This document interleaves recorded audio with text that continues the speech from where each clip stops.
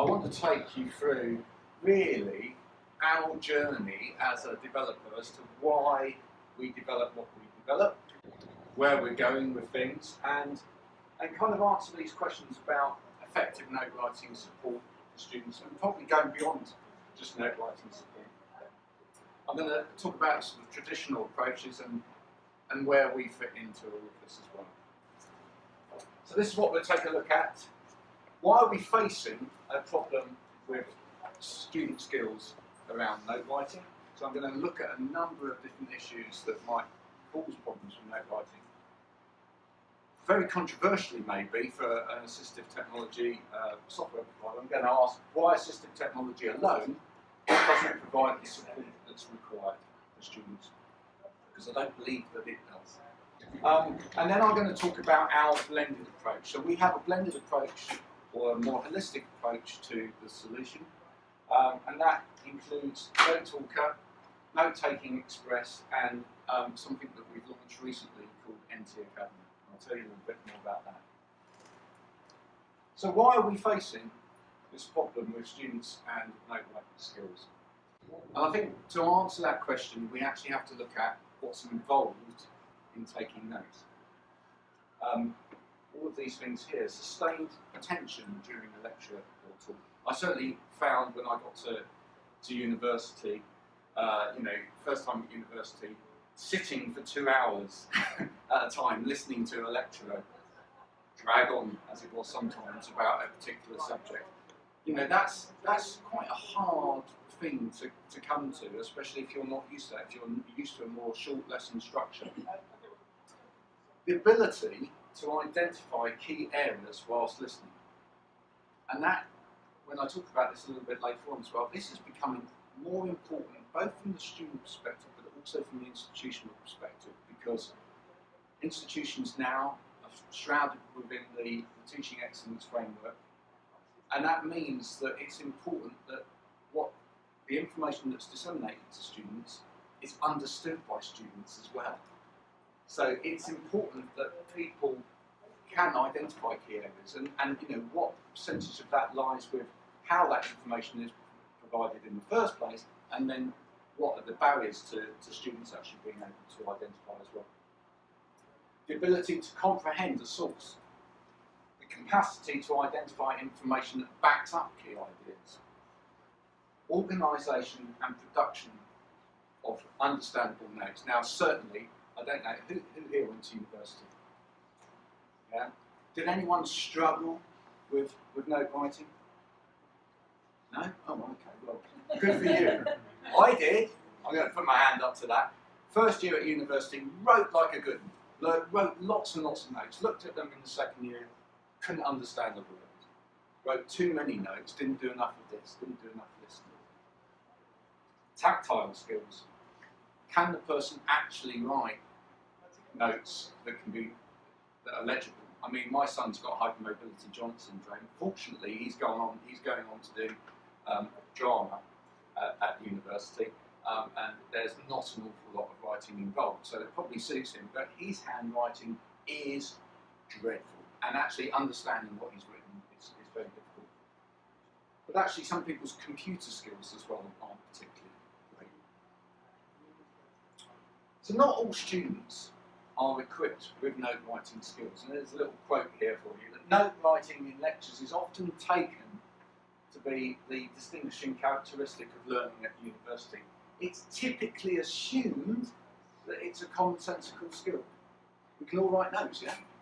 But actually this isn't the case. And actually taking good notes is a skill that needs to be learned. It's not just a skill that students necessarily have.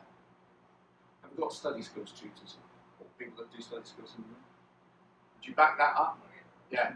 Not every student actually just knows out of the box how to write notes. Academics are not actors. Okay? If you're doing a presentation like I'm doing now, there's a certain amount of acting involved. No, I am telling you the truth today, okay? But the point is that actually there is a skill in presenting information. And another good quote saying, students say their experience that they experience most difficulty with lecturers who speak too quickly, or they fail to present clearly an outline. If I don't understand how I'm defining the information for myself, and I'm not great as an orator, then actually you're not going to understand that information particularly well. Or, massive one, they fail to signal important information. The amount of times I went to a lecture and I thought I'd got down the key points, but actually because there was nothing from that lecturer that actually told me these are the key points that you need to be listening for, I failed to get the key points down. And it was only when I did some consolidation with my friends that I actually then found out that I'd missed some of the key points. So, how a lecture is presented, organisation, pace, how I affect different parts of the inflection in my voice, whether I'm angry at a particular point or very positive about a particular point, and this is key, right? Means that that's how you will pick up key information. But not everybody has those oratory skills. It's going to become more important within the teaching excellence framework that they do have those skills. And I will let you into some secrets about what we're doing in the future as we go on towards the end of this section. But that is one of the key areas that we are interested in as a company going forward, because I believe that if we can help right from the outset, if we can help lecturers actually understand whether what they are providing to students is being understood, then we can actually bridge the gap of inclusion. And there are more disabled students going to university as well. So, you look at the figures here, at the age of 19, this is actually taken from the Papworth Trust documentation published this year. At the age of 19, young disabled people are more likely to be participating in education. Interestingly, if you also look at their stats about how many of those young people get good attainment at the university and how many of those young people with disabilities get good jobs at the end of their university life, unfortunately the figures don't stack up the same way. So we're probably somewhere in the equation letting a lot of those young people down. Yes? No, it's okay, sorry. Good job we're not betting, because you might have placed a bet there. So there's possibly a lack of inclusive support. Disabled adults are nearly 3 times as likely to have no form of qualifications as non-disabled adults. I think another reason why note writing is a particularly difficult issue is because there's a technology shift across generations. Not all students are of the same age. Not all students are straight out of school. We have an ever-increasing amount of mature students at university now as well. And even then, if we look at the different generations, Generation Alpha, the next students at university, will engage with learning and technology in a completely different way from previous generations.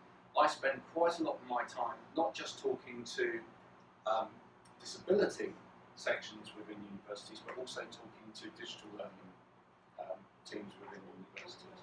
And here's the funny thing, half the time they never talk to each other. Why is that? It's one of the questions I ask them. Why are you not talking to the other end? When it comes to it later on, we'll talk about something called Wakelet. It's based in Manchester. We're involved with that. When I went into Manchester Met, is anyone here from Manchester Met? When I went into Manchester Met, I went and met with the disability advisor. I think I can safely say this because he's not in his post anymore. He'd never heard of Wakelet or any of the work that we were doing with Wakelet, and yet his digital learning team were actively promoting it as a really good way of students that struggled with traditional forms of information management dealing with research. And he didn't see that there was a need to marry those two things up until we introduced the two departments together. So there's that at university, but beyond that, the issue goes beyond what was just taught. But are there the right systems in place to to help adopt and work with this culture and change.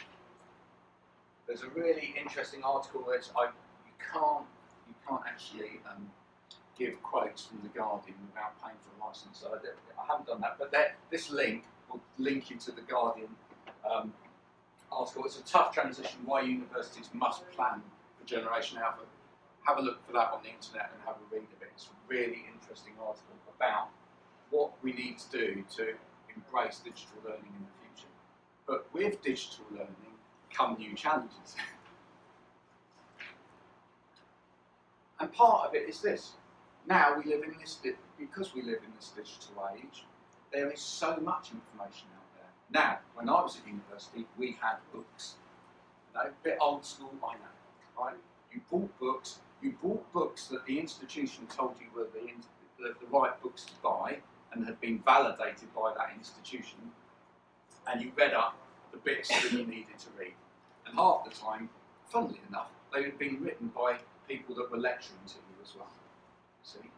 That's good, isn't it? You lecture and you sell your books to your students. That obviously works, right? But it does mean that information is known to the university, right? But nowadays we have what? We have Wikipedia, we have Google, we have all of this information out there. Students can just find information. But is it good information? Is it the right information? Are they putting that information into any documentation in the right way? Are they sourcing it? Getting the sources for that information correctly.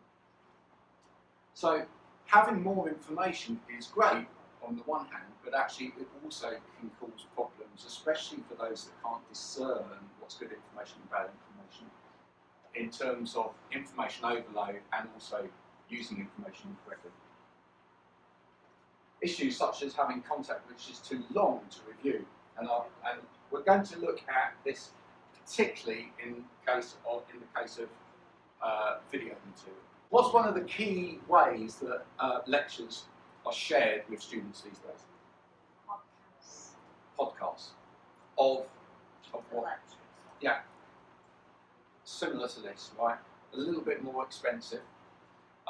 It's like actually a lot more expensive. A good lecture capture system is probably about £30,000. It's a 40-quid tripod and an iPhone. But in a similar way, what universities are doing as part of this inclusive plan is they are capturing key lectures on video, and then they're providing that via a Moodle platform system to students via a portal login. So the student downloads the video content. Does that solve the problem for the student? Having that video content, does that solve the problem for the student? Sorry? Partially. Partially. Yes, it does partially, because video content is very rich format. It provides visual as well as auditory information. I can see things happen. It's a good way. I can go back through it and I can revisit that lecture again. One of the assumptions we make, though, is that students have got 5 times the amount of time at university that we think they have. Because I don't know about you, but if I had to revisit all of my lectures again while I was at university, I think I'd really struggle. In fact, I wouldn't do it. Right? And actually, this is the case. So let's look at the institutional use of video. It's being used as a source of study material. Yeah? It's a good way of good basis for note material. Video content is being created as well from smart learning classrooms. Does anyone know what I mean by a smart learning classroom? So universities are changing as well. All right? I'll come on to this in a second. Use of video as a source material can be very positive. Absolutely what you say, right? Can be. Because it combines this visual and auditory information in this rich format. It's comments from students here, and this is a survey of students. It's the experience that's most similar to actually being there in the lecture. So if I video this now, play this back to a student, it's something that feels most like being in that lecture. I'm able to see the lecturer's expressions. Yeah? So I'm beginning to get that non-verbal communication as well. I can see what they demonstrate. If I use my laser pointer, I can see that. And if I write things on the slide, I get all of that information. Brilliant. But providing students with long video files actually creates the same problem that we've had for years with handing them big handouts or providing them with the audio from a lecture but not doing anything with that audio. In that it's an inaccessible text. Does it have subtitles to it? No. May do, may not. Is there any student-centric response to it? The answer is generally no. In other words, you're sitting here listening to me now, I video this, I play this video back to you, right? But you've written notes about which bits you find are important here. Yeah? How do you tie that information up to the video? You can't. Or you can, but it takes a long time. The process is really long-winded. Okay? So when asked about, this was a study that LSE did, I thought it was fascinating because what it looked at is the different ways that digital information and information was shared with students and their responses to it. And what it said was that students found that video information, video podcasts, were the best form of information. They said that reviewing full-length video was really good because it was their preferred format. However, what most of them did was they took the audio summaries of the lecture and used those. And those were where someone had summarised what was learnt within that lecture into a short summary. They said that reviewing full-length video was time-consuming. So they just don't do it. So institutions make provision of these long videos, and then no one uses them. Right? However, what you'll find is if you say to students, and this is where the metrics don't necessarily add up, and we're doing a study, I'm glad we're in Manchester because we're doing a massive study with Manchester University at the moment. They have a Notetalker site license. They also video podcast all of their lectures. All right?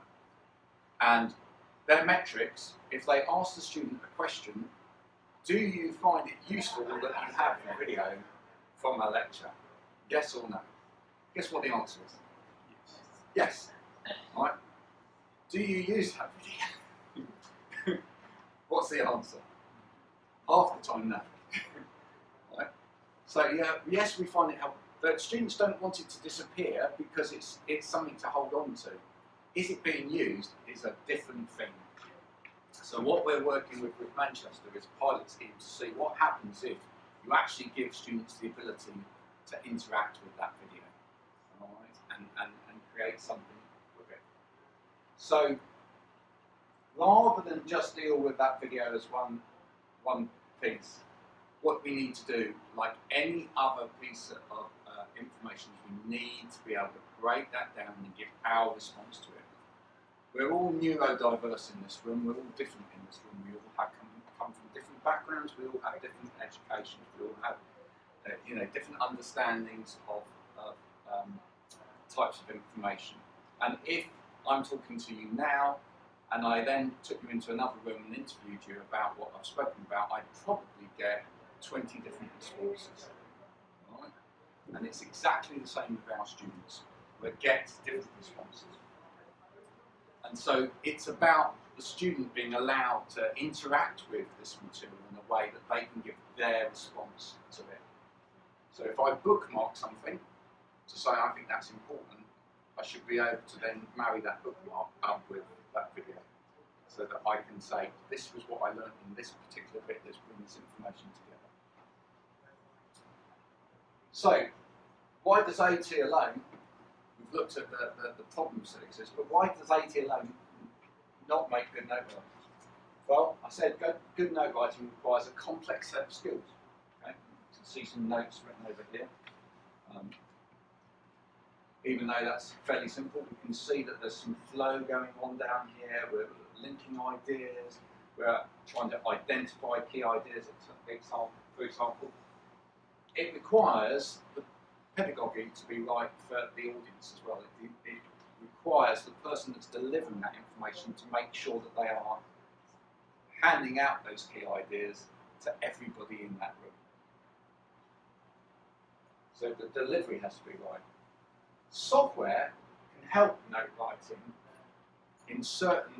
to address certain issues, but it can't answer everything. What software doesn't do? I'm going to disappoint some of you now. Right? It doesn't teach a student how to listen. It doesn't teach a student how to discern what is key information and what is not. Right? It doesn't do that. And it doesn't write a student's notes. Right? Sometimes I speak to assessors and I get this impression that they say, oh, if I provide the student with this bit of software or that bit of software, it's going to help the student write their notes. It can help the student do a number of things, capture useful sources of information and bring them together in one workspace. It can link information, visual information, auditory information to written information. It can act as a second pair of ears for a student by providing a recording, which obviously needs a student-centered response. It can enable a student to edit that information and organise their ideas effectively, maybe colour code things. It can help to contextualise that information. However, good note writing skills is a skill that needs to be learned. Good listening skills is a skill that needs to be learned. If note writing software could do it all for a student, then we wouldn't need study skills tutors. So a big push for the study skills tutors here. But students need these core skills alongside the software. If they don't have those core skills alongside the software, then actually they're learning some processes within the software that might help them, but they don't know why they're learning these processes. You know, it's a bit like learning to drive a car, but I don't know why I want to drive. So, you know, I'm just going to sit there in my car and wait because I don't know why I want to drive. You need to have a reason for doing something. And actually, if we want to look at one of the reasons why the uptake of AT is potentially so low, it's probably because students don't understand the reason why they need to use that AT. Yeah?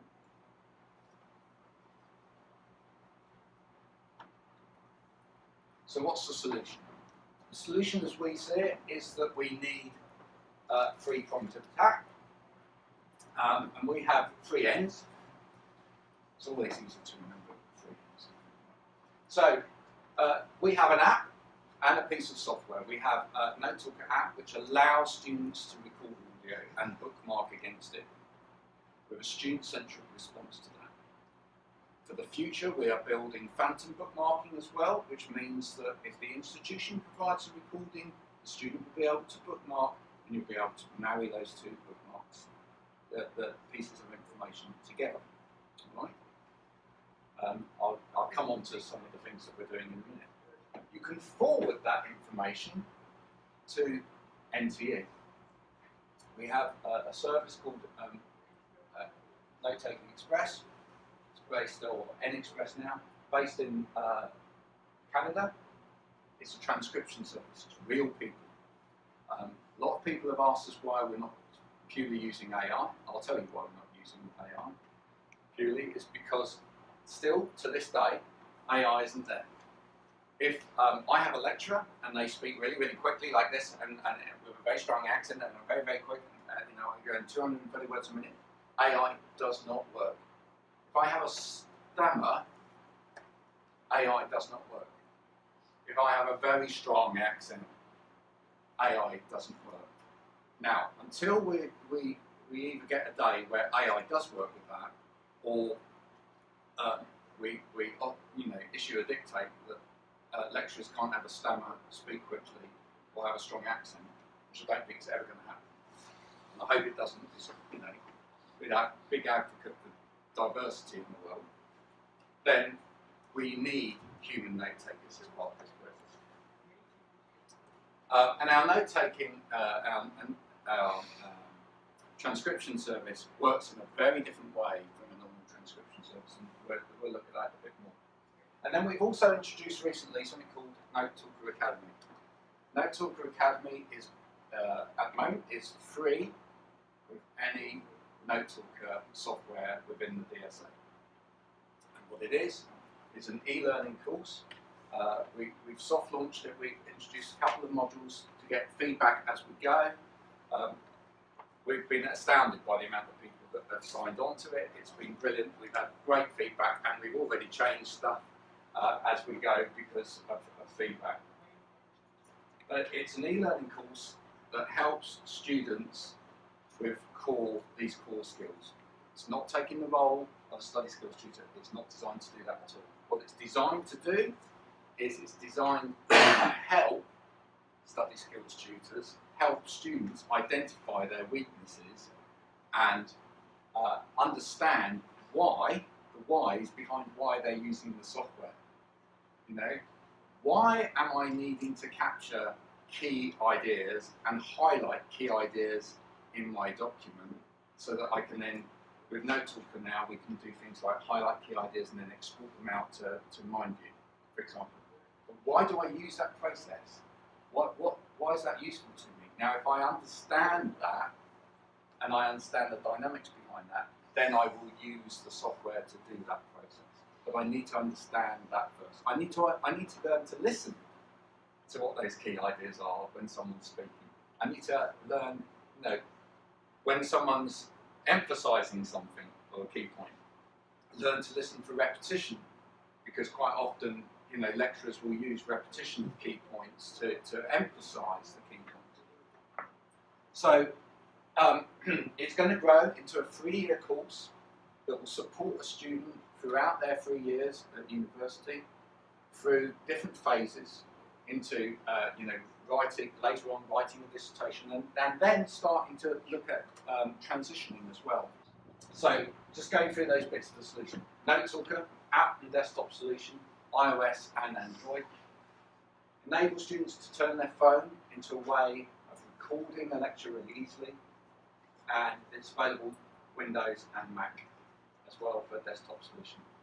It's a productivity tool. It helps produce comprehensive, personalised sound and vision notes. It makes and helps transform the method of writing into a more efficient process, because it helps to organise your workflow.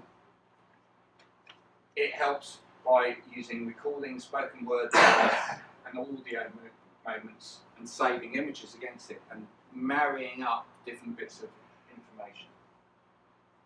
And there are a number of ways that you can use Notetalker with different bits of the information first, so that it can suit different writing and learning styles. And it has the flexibility to help you write great notes and understand your learning path, but only in conjunction with the other elements. When we wrote Notetalker, it built on traditional study skills because that's important. These skills haven't gone out of date.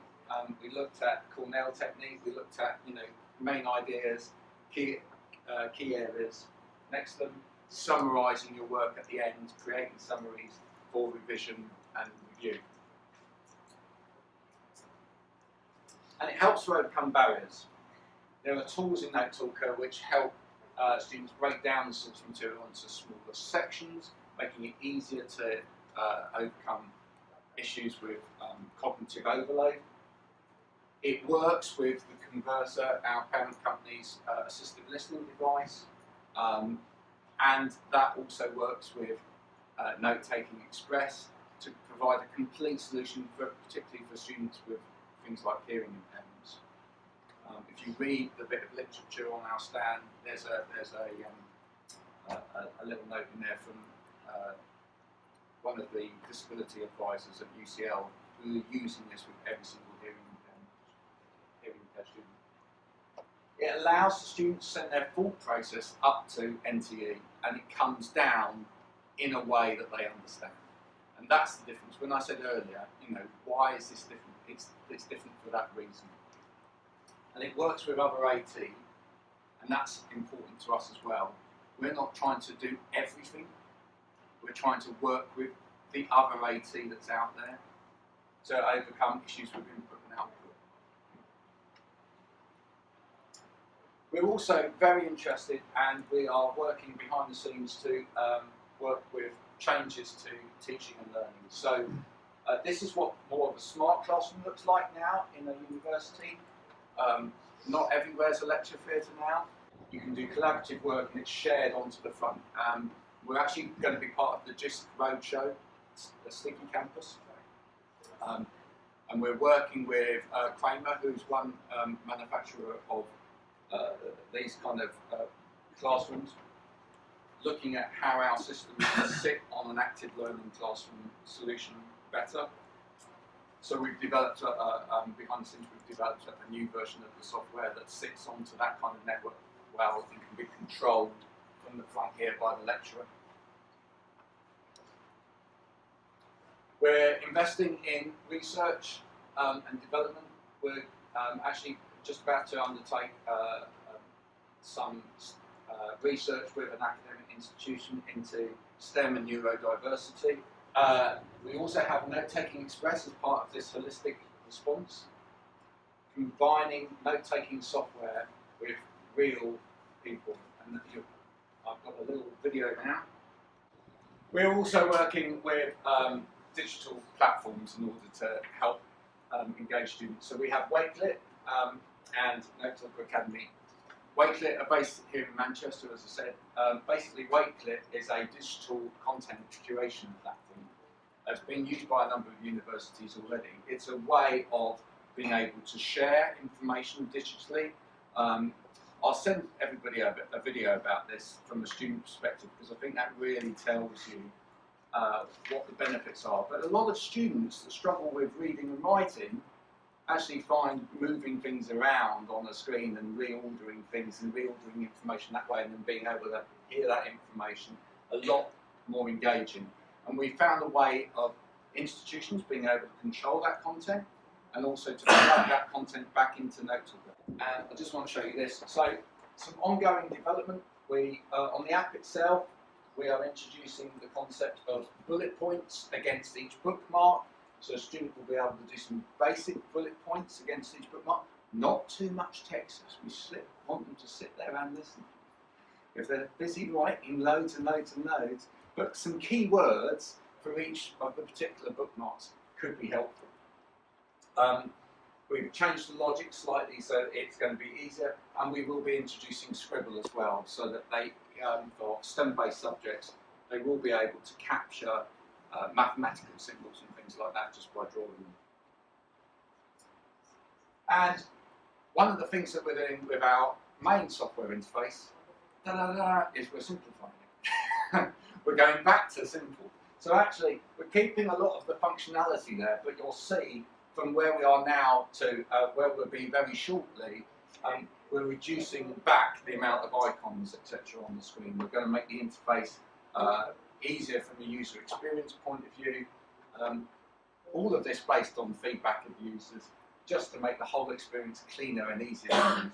We don't want our software to be difficult to use, So we want fewer buttons, leave the functions in there, but make the functions happen in a more organised way for the user. So we've employed a specialist team of UX UI designers to have a look at this for us and come up with some really clever solutions for making the interface as simple as possible. And this is again going to help with the learning path of the software and the learning path of all of the ability of the students to use these tools to make